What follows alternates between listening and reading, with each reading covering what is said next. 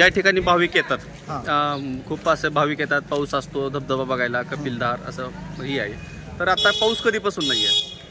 पाऊस आहे पण म्हणजे असं धबधबा जोरात पडण्या इतका पाऊस नाही, थोडा पिकापुरता मर्यादित पाऊस आहे.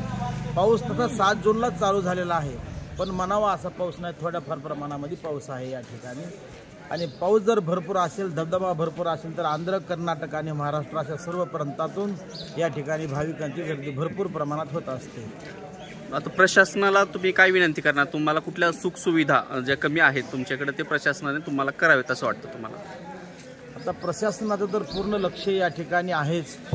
सुविधाने सुद्धा सर्व ससज्ज असं क्षेत्र आहे, तरी पण थोडी सिक्युरिटीसाठी संध्याकाळच्याला व्यवस्था शासनाने करावी अशी आमची मागणी आहे. मोबाईलचा टावरही नाही तर रेंज येत नाही. मोबाईलचा टावर नाही, त्याची सुद्धा व्यवस्था करावी. रेंज कुठलीच येत नाही, कुठल्याच कारण खाली असल्यामुळे रेंज कुठल्याच कार्डाला नाही. कारण टावरची पण व्यवस्था शासनाने करावी अशी आमच्या संस्थांच्या मार्फत मागणी आहे. धन्यवाद.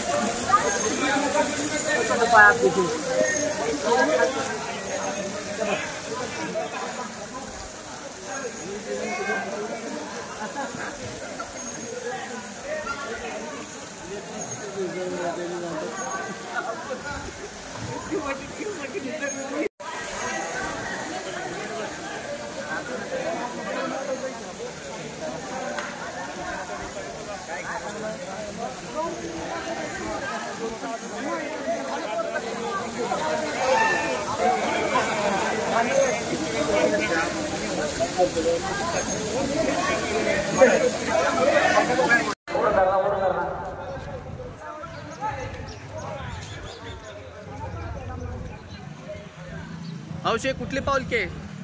भोकरदन तालुका. होय का? नाव काय तुमचं? नानूबाई दरवर्षी येतं? जाधव. हो, तुमच्या भोकरदन तालुक्यातून पंढरपूरला चाललेत का तुम्ही आता? किती दिवस लागते तुम्हाला जायला? आम्हाला 18 दिवस लागतात. 22 दिवस लागतात का? काय सांगताय का माहिती?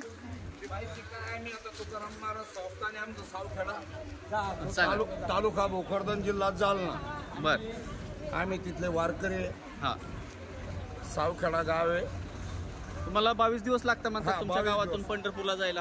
यायलाही 22 दिवस लागतात. बर. धन्यवाद.